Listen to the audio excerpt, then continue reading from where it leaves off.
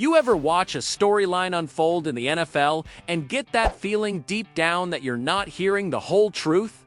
That's exactly where I'm at with this entire Sanders situation in Cleveland. On the surface, the official explanation sounds simple enough, just a minor injury during drills, nothing to really worry about, just a little soreness. But the more you start pulling at those threads, the more you realize this thing isn't just unusual, it's got all the signs of something bigger, something deliberate, and maybe, just maybe, something the Browns would prefer the public not start poking too hard at. It started earlier today during the first set of drills. I'm watching from the sideline, my attention locked on Sanders, the guy who's been nothing short of the heartbeat of this preseason. Every snap he's taken has been electric, every drive filled with energy and precision. Then, out of nowhere, he slows down. Not a dramatic collapse, not a limp, not clutching his side, he just stops. A few moments later, the word filters through: oblique injury. He's done for the day. No more reps. Completely shut down. And right there, I knew something didn't add up. I've been around this league long enough to recognize the difference between an actual injury and a situation that feels just a little too convenient. And this one had that unmistakable smell of something being orchestrated behind the scenes. Here's the thing. People close to Sanders are telling me it's nothing major. We're talking about basic soreness. No tear, no strain, nothing that should sideline a player who's in the middle of a hot streak. In fact, he's played through this exact same issue before, and you would never have known it. At the last game, he was flawless, dropping dimes, commanding the offense, making smart reads, moving the ball like a veteran, and proving he could handle the responsibility that comes with that spotlight. So if he could play through it before, without missing a beat, why shut him down now? Why stop him just as his momentum is peaking, just when all eyes are finally starting to focus on him? That's when you have to stop looking at the injury itself and start looking at the bigger picture. Kevin Stefanski has been giving the kind of coach talk we all know by heart. We're developing all the quarterbacks. We're giving everyone a fair shot. Sounds nice, right? But then the depth chart comes out, and suddenly we're living in a different reality. Sanders, after arguably putting on the single best quarterback performance of the entire preseason, is sitting at fourth on the list. Not second, not even third, fourth. And here's where it gets downright bizarre. He's sitting behind Dillon and Pickett, both of whom are injured. That's not just questionable, it's flat out baffling.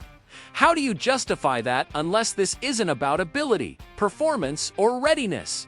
The only explanation that makes sense is that it's about control, keeping Sanders exactly where they want him, no matter what the game tape shows or what the fans are demanding. And here's where it gets even more suspicious. Just when the noise starts to build, when analysts, reporters, and national voices like Dan Orlovsky are openly saying Sanders should be getting first-team reps, the narrative shifts again. Now it's no longer an oblique injury, it's arm soreness. Now they're telling us it's nothing serious, that he could be back tomorrow. Really? After everything we've seen, we're just supposed to take that at face value? You have to wonder why the story keeps changing. And who benefits from that confusion? Here's the truth about football. When a player's hot, you ride that wave. You keep him on the field. You let him prove himself under the brightest lights. And you find out just how far his momentum can take you. What's happening in Cleveland feels like the complete opposite. It feels like someone's hitting the brakes on purpose, slowing him down just as he's building speed. And I've seen this kind of tactic before.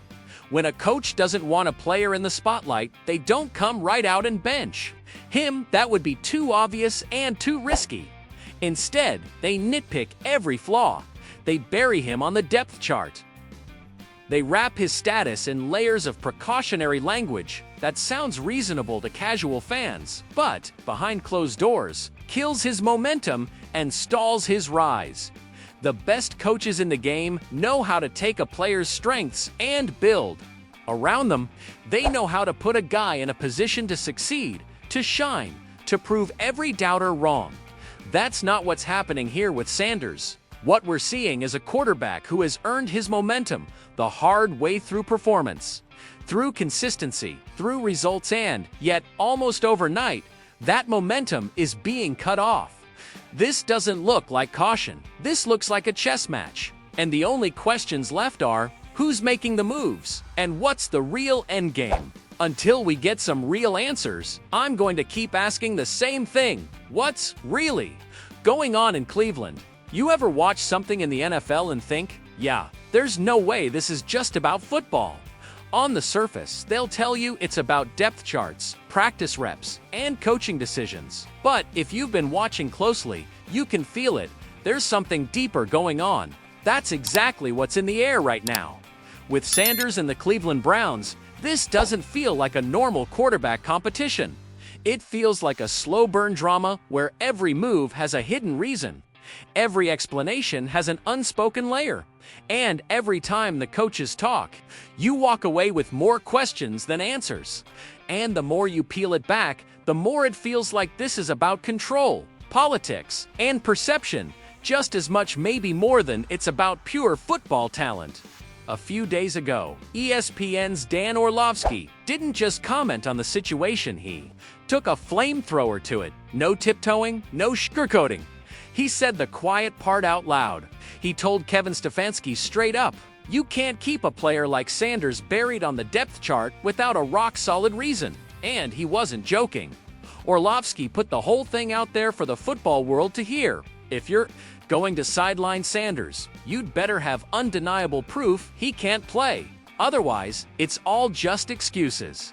And here's the kicker, there is no proof he can't play. In fact, all the evidence points the other way. Orlovsky's argument was simple but brutal. Sanders has already shown he can handle the moment. Preseason wasn't luck, and it wasn't a rookie fluke. These were clean, composed performances, reading defenses like a veteran, staying calm under pressure, delivering the ball in rhythm. No panic, no reckless throws, no rookie meltdown. He looked like he belonged, like the kind of player you want to test against better competition just to see how far he can go. And as Orlovsky put it, prove to me you can't do it. So far, Sanders has done the opposite. But then came the twist. Stefanski announces Sanders has an oblique injury. Suddenly, he's out for the next game. No momentum from his preseason flashes, no more reps against live defenses, no shot to push for a bigger role. And yeah, maybe it's just bad luck. But to a lot of fans, the timing felt a little too perfect, almost like a convenient reason to put him back on the shelf. And if you've been following this closely, this isn't the first time it's felt like Cleveland has found creative ways to keep him off the field. The fans weren't having it. They'd been buzzing to see Sanders get more snaps, maybe even some first-team work. Instead, they got an injury report. Frustration blew up instantly. Social media went wild. And then, the conversation took a sharp turn. Some fans started calling for a trade. Not because they thought Sanders wasn't good enough, but because they didn't believe Cleveland would ever give him a fair shot. And here's where it got serious. According to Mick Wright, Sanders has told people close to him that if the Browns keep treating him like this, he wants out. Not a throwaway comment. It's a clear message. If you won't let me compete here, send me somewhere that will. And one team's name keeps coming up, the Los Angeles Rams. Think about it. LA makes sense. Matthew Stafford's the clear starter. No drama there. Sanders could learn from a Super Bowl winning QB, develop without constant pressure, and grow at a natural pace. For the Rams, it's smart planning. Stafford's career is in its twilight. And having a young, talented backup ready to go just makes sense. And for Cleveland, you could spin it on paper, drafted in the 5th, flipped for a 4th, call it a win. But here's the thing, this isn't just about picks and roster moves. Trades send messages. Moving Sanders now would tell the locker room, the league, and the fans something very clear about how this organization handles young talent. And Jimmy Haslam, the owner, knows it. He's seen the excitement Sanders has brought. He knows that dumping him before giving him a real chance could blow up in their faces. So now it comes down to the real question.